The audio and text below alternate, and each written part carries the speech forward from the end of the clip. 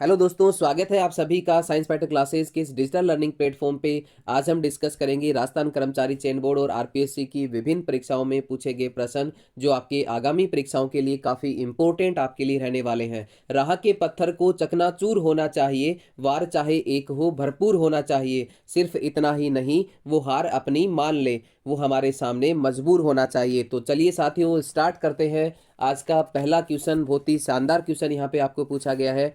सन 1947 ईस्वी में वीर बाला कालीबाई किस घटना में शहीद हुई थी? ऑप्शन आपके सामने पुनवाड़ा कांड, काबजा कांड, रास्तापाल कांड, डाबरा कांड। तो इस क्वेश्चन का राइट आंसर क्या होगा साथियों? रास्तापाल कांड में। इसकी हम बात करें तो ये कांड 19 जून 1947 ईस्वी का है। कब का है? 19 जून 1947 ईस्वी का है। आज़ादी से यहाँ पे 15 अगस्त 1947 ईस्वी हम जानते हैं। 15 अगस्त 1947 ईस्वी को भारत जो है वो आज़ाद हुआ था, हमें आज़ादी मिली थी। मात्र 26 दिन पहले की बात है। आज़ादी के मात्र 26 दिन पहले एक छोटी सी बालिका लगभग 13 साल की इस देश के लिए शहीद हो जाती है। दोस्तों, हुआ क्या था? डूंगरपुर रियासत, जहाँ पे शिक्षा की दृष्टि से स्कूलें चल रही थी, स्कूलें जो है वो खोली जा रही थी, चल रही थी, उनको बंद कराने का आदेश देता है डूंगरपुर रियासत का राजा। तो रास्तापाल जो कि डूंगरपुर में पड़ता है, रास्तापाल पाठशाला के शिक्षक नाना भाई खांट और सेंगा भाई इसका विरोध करते हैं, जिसके कारण पुलिस के जवानों के द्वारा नाना भाई को गोलियों से छलनी कर दिया जाता है और 19 जून 1947 ईस्वी को नाना भाई शहीद हो जाते हैं। इसके अलावा सेंगा भाई को गाड़ी के पीछे बांध करके घसीटा जाता है, तो उन्हीं की शिष्या भील बालिका कालीबाई हसिया से रस्सी को काट देती है, जिसके कारण पुलिस के जवान उसे भी गोलियों से छलनी कर देते हैं और कहते हैं कि उसको 19 जून को अस्पताल में भर्ती करवाया जाता है और 21 जून 1947 ईस्वी को भील बालिका वीर भील बालिका कालीबाई इस संसार को छोड़ करके चली जाती है। तो इस क्वेश्चन का राइट आंसर क्या होगा साथियों? रास्तापाल कांड। ऑप्शन नंबर सी यहाँ पे बिल्कुल राइट होगा। चलिए बढ़ते हैं नेक्स्ट क्वेश्चन की ओर। अगला क्वेश्चन ये रहा आपके सामने। एक और जबरदस्त क्वेश्चन यहाँ पे आपको पूछा गया है। 1300 ईस्वी में रणथंबोर पर आक्रमण के दौरान अलाउद्दीन खिलजी का कौन सा सेनानायक मारा गया था? दोस्तों, रणथंबोर की हम बात करें तो इसके बारे में हम दो व्यक्तियों की चर्चा कर सकते हैं और वो दो व्यक्ति हैं। एक है जलालुद्दीन खिलजी। कौन है? जलालुद्दीन खिलजी। और दूसरा है साथियों अलाउद्दीन खिलजी। कौन है? अलाउद्दीन खिलजी। यदि हम अलाउद्दीन की बात करें, सॉरी जलालुद्दीन की बात करें, तो जलालुद्दीन दो आक्रमण करता है रणथंबोर पे। एक करता है 1290 में, एक करता है 1292 ईस्वी में, लेकिन दोनों ही आक्रमण में उसको सफलता नहीं मिलती है। 1292 में जलालुद्दीन खिलजी जो है वो युद्ध में हार जाता है और जाते जाते ये कहता है कि मैं ऐसे 10 किलो को भी मुसलमान के बाल के बराबर नहीं समझता। इन दोनों में ही एक व्यक्ति कॉमन है, एक आदमी कॉमन है, जिसका नाम है अमीर खुसरो। ध्यान दीजिए आप यहाँ पे, कौन है? अमीर खुसरो। जलालुद्दीन खिलजी के जितने भी अभियान हैं, जितने भी अभियान जलालुद्दीन खिलजी ने चलाए, उन सभी अभियानों का जो वर्णन है जलालुद्दीन की रचना मिफ्ता उल फुतूह में मिलता है। किस में मिलता है? मिफ्ता उल फुतूह है।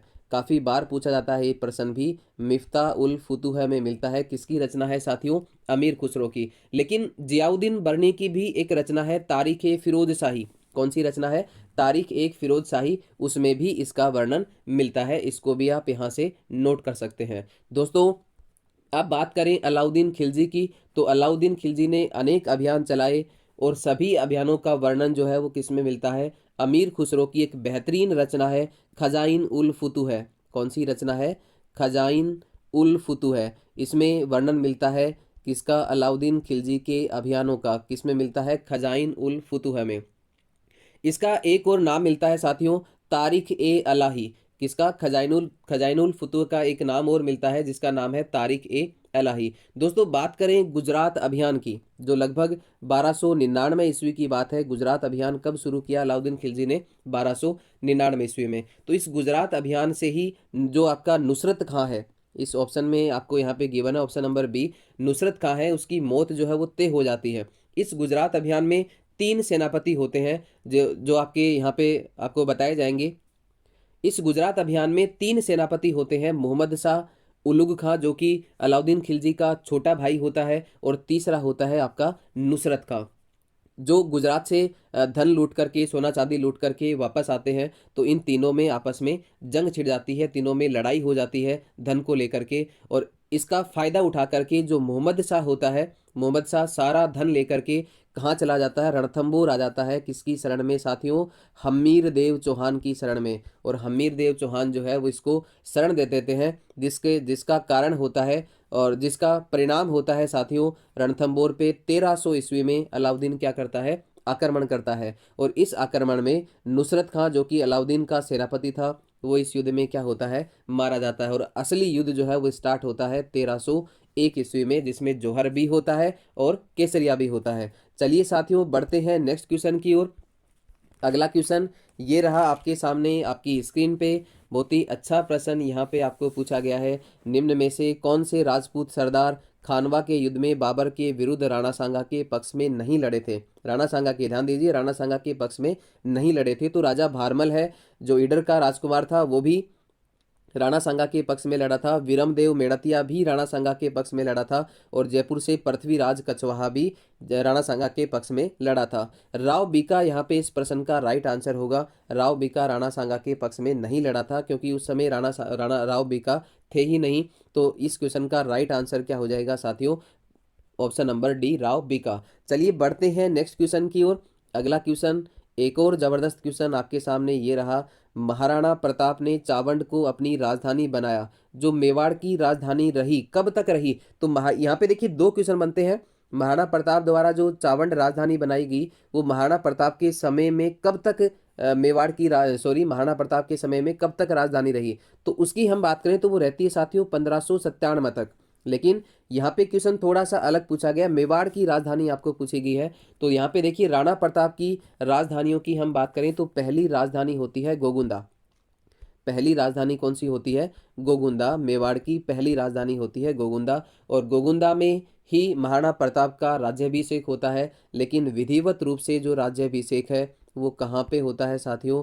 कुंभलगढ़ में होता है। कहाँ होता है? कुंभलगढ़। तो ये क्या है? कुंभलगढ़ आपकी दूसरी राजधानी होती है। दोस्तों दिवेर के युद्ध के बाद, दिवेर का युद्ध होता है 1582 ईस्वी में। दिवेर के युद्ध के बाद 1585 ईस्वी में प्रताप जो है राजधानी बनाता है किसको?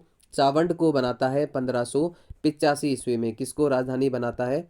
चावंड को अपनी राजधानी बनाता है। इसके बाद 1585 से लेकर के 1585 से लेकर के 1597 ईस्वी तक राजधानी रहती है चावंड महाराणा प्रताप के समय में। क्योंकि 1597 ईस्वी में महाराणा प्रताप जो है वो क्या होते हैं? महाराणा प्रताप की मृत्यु हो जाती है 1597 ईस्वी में। उसके बाद उत्तराधिकारी होते हैं महाराणा अमर सिंह।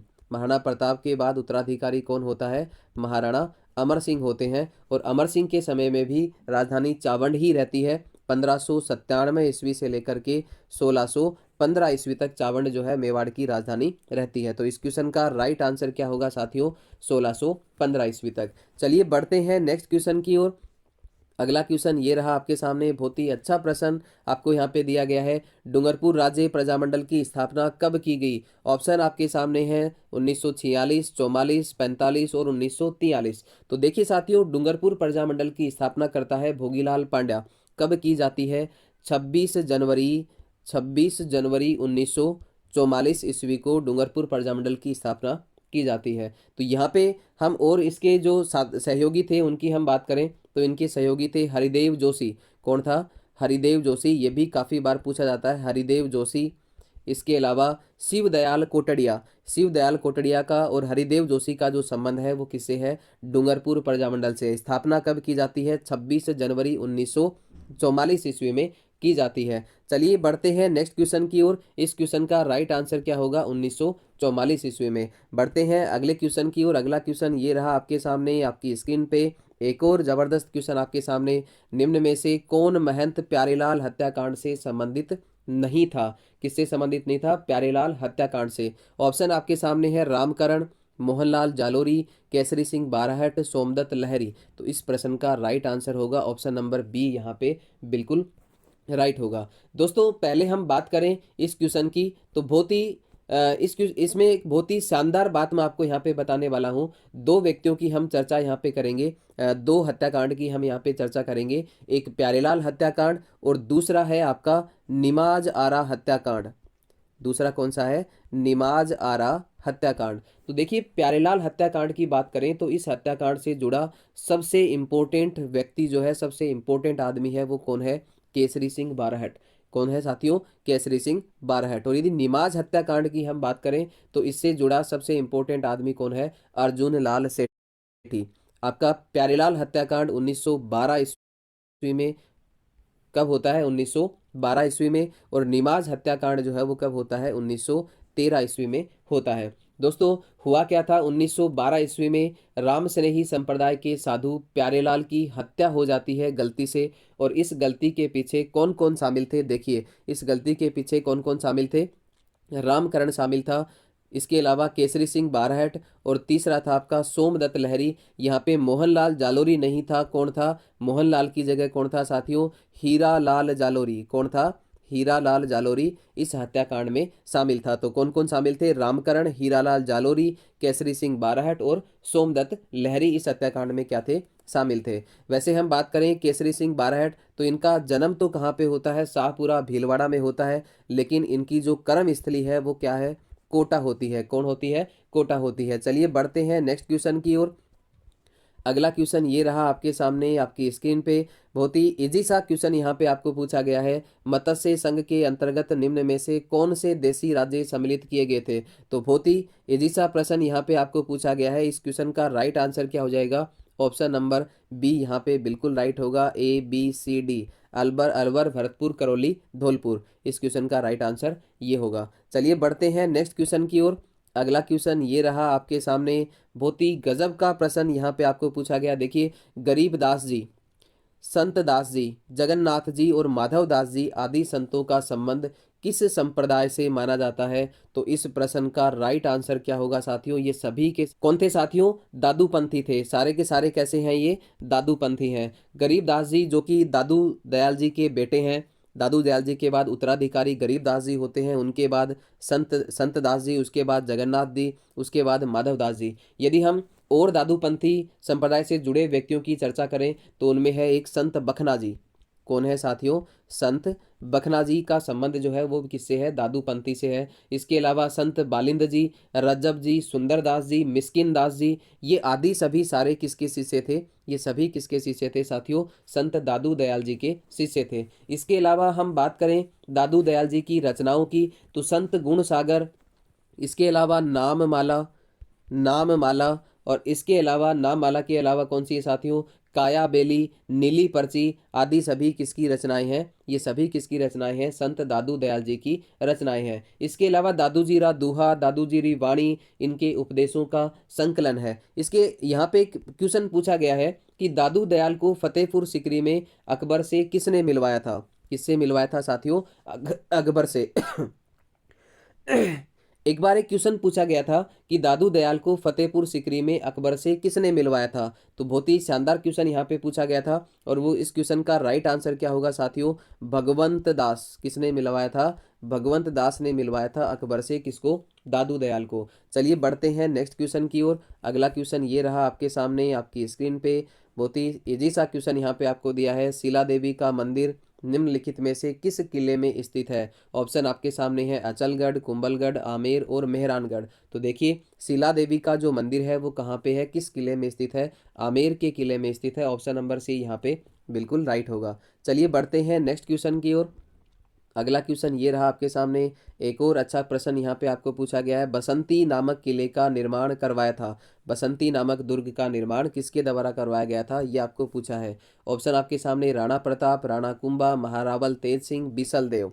तो इस प्रश्न का राइट आंसर क्या होगा साथियों? राणा कुंभा। बसंती दुर्ग का निर्माण जो है किसके द्वारा करवाया गया? राणा कुंभा के द्वारा। यहाँ पे कुंभा ने राजस्थान में अनेक दुर्गों का निर्माण और जीर्णोद्धार करवाया। उन्हीं में से एक दुर्ग है आपका बसंती दुर्ग। और इस बसंती दुर्ग का एक नाम और मिलता है जिसको हम कहते हैं मचान दुर्ग। क्या कहते हैं? मचान दुर्ग कहते हैं। और ये दुर्ग कहाँ पे स्थित है? सिरोही जिले में स्थित है। कहाँ पे स्थित है? सिरोही जिले में स्थित हो जाता है। चलिए साथियों बढ़ते हैं नेक्स्ट क्वेश्चन की ओर।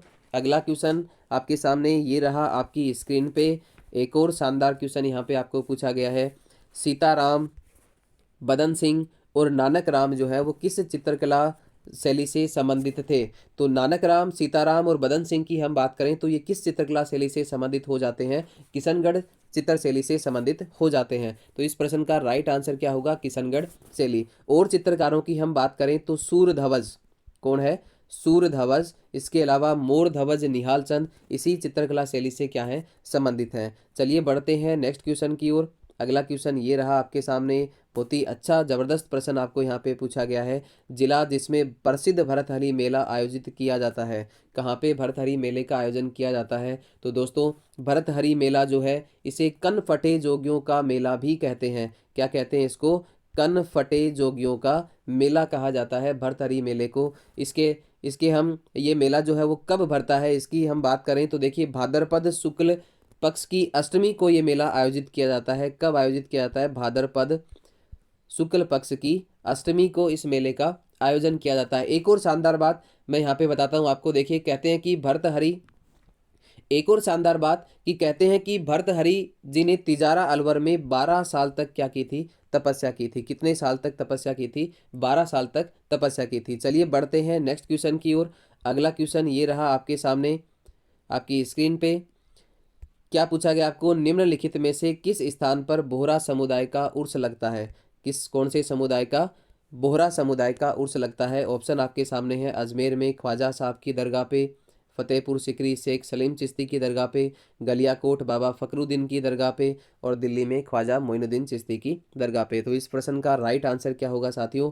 गलियाकोट कहाँ पे है? डूंगरपुर में है। फकरुद्दीन की दरगाह पे एक उर्स का आयोजन किया जाता है और जो किस समुदाय से संबंधित है? बोहरा समुदाय से संबंधित है। इस मेले का आयोजन जो है वो कहाँ पे होता है? कब होता है? मुहर्रम माह में होता है। किस महीने में होता है? मुहर्रम महीने में होता है। जबकि अजमेर में ख्वाजा साहब की दरगाह पे जो उर्स है वो किस महीने में होता है? रज्जब महीने में होता है। इसका आयोजन कब होता है? रज्जब महीने में किया जाता है। चलिए साथियों बढ़ते हैं नेक्स्ट क्वेश्चन की ओर। अगला क्वेश्चन ये रहा आपके सामने आपकी स्क्रीन पे। पाबूजी को किसका अवतार माना जाता है? पाबूजी को किसका अवतार माना जाता है? शत्रुघ्न का, लक्ष्मण का, भरत का और राम का। तो पाबूजी को किसका अवतार माना जाता है साथियों? लक्ष्मण का अवतार माना जाता है। इनका जन्म कहाँ पे होता है? कोलूमंड फलोदी, जोधपुर में इनका क्या होता है? जन्म होता है। इसके अलावा हम ये कहा जाता है कि जो पाबूजी हैं वो चौथे फेरे में ही देवल चारण की गायों को छुड़वाने के लिए केवल 4 फेरों में ही 4 फेरे छोड़ करके देवल चारण की गायों की रक्षा करते हैं और अपने प्राणों का बलिदान देते हैं। किसकी गायों को बचाते हैं? देवल चारण की गायों को बचाते हैं। इसके अलावा राजस्थान में सबसे पहले ऊँट लाने का जो श्रेय है वो किसको जाता है? पाबूजी को जाता है। जब कभी ऊँट बीमार होता है तो इनकी फड़ का वाचन किया जाता है रावण हत्था वाद्य यंत्र के साथ। किसके साथ किया जाता है? रावण हत्था वाद्य यंत्र के साथ। इसका वाचन कौन करते हैं साथियों? भील और नायक जाति के जो भोपे होते हैं, सॉरी भील और मीणा जाति के जो भोपे होते हैं वो इनकी फड़ का वाचन करते हैं। इसके अलावा कहते हैं कि इन्होंने थोरी जाति के 7 भाइयों को भी शरण दी थी। बाबूजी के पावड़े प्रसिद्ध हैं जो इनके विवाह से संबंधित गीत होते हैं जो माठ वाद्य यंत्र के साथ बजाए जाते हैं। चलिए बढ़ते हैं नेक्स्ट क्वेश्चन की ओर। अगला क्वेश्चन ये रहा आपके सामने आपकी स्क्रीन पे। क्या पूछा गया है? देखिए निम्नलिखित संगीत ग्रंथों में से कौन सा ग्रंथ राणा कुंभा के द्वारा लिखा हुआ नहीं है? कौन सा ग्रंथ जो है वो राणा कुंभा के द्वारा नहीं लिखा गया है? बहुत ही अच्छा प्रश्न यहाँ पे आपको पूछा गया है। तो ऑप्शन आपके सामने है। संगीत राज, संगीत मीमांसा, सूद प्रबंध और कलानिधि। तो यहाँ पे कौन सा ग्रंथ जो है महाराणा कुंभा के द्वारा नहीं लिखा गया है? तो वो उत्तर होगा आपका कलानिधि। यहाँ पे हम बात करें महाराणा कुंभा के ग्रंथों की तो संगीत राज जो कितने भागों में है? 5 भागों में है। कितने भागों में है? 5 भागों में है। संगीत राज किसके द्वारा लिखा गया? महाराणा कुंभा के द्वारा। इसके अलावा इसका ग्रंथ है संगीत मीमांसा जिसपे इन्होंने टीका लिखी थी। इसके अलावा चंडी शतक की भी इन्होंने क्या की थी? व्याख्या की थी। इसके अलावा गीत गोविंद पर भी इन्होंने क्या लिखी थी? टीका लिखी थी। ये सारी किनकी रचनाएं हैं? सूंड प्रबंध, जिसको सूंड प्रबंध भी कहा जाता है, ये भी किसकी रचना है? महाराणा कुंभा की रचना है। लेकिन कलानिधि जो है, कलानिधि है वो किसकी रचना है साथियों? कलानिधि किसकी रचना है? मंडन के पुत्र गोविंद की रचना है। किसकी रचना है? मंडन के पुत्र गोविंद की रचना है। चलिए बढ़ते हैं नेक्स्ट क्वेश्चन की ओर। अगला क्वेश्चन ये रहा आपके सामने आपकी स्क्रीन पे। बहुत ही अच्छा प्रश्न आपको यहाँ पे दिया गया है। मादलिया कहाँ पहना जाता है? भुजाओं पर, ललाट पर, गले पर, कलाई पर। तो मादलिया कहाँ पहना जाता है साथियों? कहाँ पहना जाएगा? गले में पहना जाएगा। जालरो, हालरो, तिमणिया, मादलिया ये सारे कहाँ पहने जाते हैं? गले में, या गले के आभूषण हो जाते हैं। चलिए बढ़ते हैं नेक्स्ट क्वेश्चन की ओर। अगला क्वेश्चन ये रहा आपके सामने। एक और अच्छा प्रश्न, बहुत ही जबरदस्त प्रश्न आपको यहाँ पे पूछा गया है। कजरी तीज, जिसे सातुड़ी तीज भी कहते हैं, किस माह में मनाई जाती है? तो देखिए राजस्थान में 3 तरह की तीज मनाई जाती है। पहली हम बात करें छोटी तीज की। किसकी बात करें? छोटी तीज की हम बात करें तो देखिए छोटी तीज, जिसको हरियाली तीज भी कहा जाता है, और ये कब मनाई जाती है? श्रावण शुक्ल तृतीया को। कब मनाई जाती है? श्रावण शुक्ल तृतीया को मनाई जाती है। दूसरी है बूढ़ी तीज, कजरी तीज, जिसे सातुड़ी तीज भी कहते हैं। तो बूढ़ी तीज साथियों कब मनाई जाती है? भाद्रपद कृष्ण तृतीया को मनाई जाती है। कब मनाई जाती है? भाद्रपद कृष्ण तृतीया को। तीसरी तीज जो है वो कौन सी है साथियों? हरियाली तीज, जो कब मनाई जाती है? भाद्रपद शुक्ल तृतीया को मनाई जाती है। कब मनाई जाती है? भाद्रपद शुक्ल तृतीया को मनाई जाती है। तो इस क्वेश्चन का राइट आंसर क्या होगा? कजरी तीज, जिसे सातुड़ी तीज भी कहते हैं, बूढ़ी तीज भी इसको कहा जाता है। कब मनाई जाती है? भाद्रपद कृष्ण तृतीया को मनाई जाती है। कब मनाई जाती है ये? भाद्रपद कृष्ण तृतीया को मनाई जाती है। चलिए बढ़ते हैं नेक्स्ट क्वेश्चन की ओर। अगला क्वेश्चन ये रहा आपके सामने। निम्नलिखित में से किस विदेशी यात्री ने गुर्जर प्रतिहार राजवंश के सैन्य शक्ति एवं समृद्धि का उल्लेख किया है? ऑप्शन आपके सामने है मार्को पोलो, सुलेमान, अल बरूनी और अब्दुल रजाक। तो इस प्रश्न का राइट आंसर क्या होगा दोस्तों? सुलेमानी। कौन कौन वर्णन करता है? सुलेमानी करता है। और ये किसके शासनकाल में राजस्थान आता है? मिहिर भोज के शासनकाल में। किसके शासनकाल में आता है? मिहिर भोज के शासनकाल में राजस्थान आता है। यहाँ पे मिहिर भोज की उपाधियों की हम बात करें तो एक है सबसे इंपॉर्टेंट आदि वराह। कौन सी उपाधि है साथियों? आदि वराह की उपाधि धारण की थी किसने? मिहिर भोज ने। और इसका वर्णन कहाँ पे मिलता है? ग्वालियर प्रशस्ति में। इसका मतलब ग्वालियर प्रशस्ति किससे संबंधित है? मिहिर भोज से संबंधित है। दूसरी उपाधि है इसकी प्रभास, ये भी काफ़ी इंपॉर्टेंट है। मिहिर भोज की दूसरी उपाधि कौन सी है? प्रभास है, जिसका वर्णन कहाँ पे मिलता है? दौलतपुर अभिलेख में मिलता है। इसके अलावा तीसरी उपाधि हम देखें तो इसकी तीसरी उपाधि है मालव चक्रवर्ती। क्या कौन सी उपाधि धारण करता है? मालव चक्रवर्ती की उपाधि धारण करता है। बहुत ही शानदार वर्णन किया गया है मिहिर भोज की वीरता का। किस ग्रंथ में किया गया है? राज तरंगिणी में। किस में किया गया है? राज तरंगिणी में इनकी वीरता का बहुत ही शानदार वर्णन किया गया है। और ये राज तरंगिणी किसकी रचना है? कश्मीरी कवि कल्हण। किसकी रचना है साथियों? कल्हण की रचना है राज तरंगिणी। चलिए बढ़ते हैं नेक्स्ट क्वेश्चन की ओर। अगला क्वेश्चन ये रहा आपके सामने आपकी स्क्रीन पे। बहुत ही अच्छा प्रश्न, पहले डिस्कस भी हम कर चुके हैं इसके बारे में। रणथंबोर की विजय के उपरांत अलाउद्दीन खिलजी ने इस दुर्ग को किसके अधिकार में सौंपा था? जब 1301 ईस्वी में आक्रमण किया था अलाउद्दीन खिलजी ने रणथंबोर पे, तो रणथंबोर पे विजय के बाद इस दुर्ग का जो अधिकार है वो किसके अधिकार में इस दुर्ग को सौंपा था? तो इस क्वेश्चन का राइट आंसर क्या होगा? उलुग खां, जो कि अलाउद्दीन खिलजी का छोटा भाई था। चलिए बढ़ते हैं नेक्स्ट क्वेश्चन की ओर। अगला क्वेश्चन, आज का अंतिम क्वेश्चन ये रहा आपके सामने। निम्नलिखित में से किस रचना में अमीर खुसरो ने चित्तौड़ पर अलाउद्दीन खिलजी के आक्रमण का वर्णन किया है? बहुत ही अच्छा प्रश्न यहाँ पे आपको दिया गया है। अमीर खुसरो ने चित्तौड़ पर अलाउद्दीन खिलजी के आक्रमण का वर्णन किया है। कब होता है चित्तौड़ पे आक्रमण? 1303 ईस्वी में। उस समय शासक कौन था? रतन सिंह। कौन था शासक? रतन सिंह। तो इस युद्ध का जो वर्णन है अमीर खुसरो ने किसमें किया साथियों? खजाइन उल फुतूह में। किसमें किया है? खजाइन उल फुतूह में। अमीर खुसरो के सभी अभियानों का, आक्रमणों का वर्णन जो है वो किसमें किया गया है? खजाइन उल फुतूह में किया गया है। ये किसकी रचना है? अमीर खुसरो की रचना है, जिसका एक नाम और मिलता है, और वो नाम क्या है? तारिख ए अलाही। क्या कहते हैं इसको? तारिख ए अलाही। तो आज के लिए साथियों इतना ही। कल मिलते हैं कुछ और नए क्वेश्चंस के साथ। तब तक के लिए आप सभी का बहुत बहुत धन्यवाद। जय हिंद, जय भारत।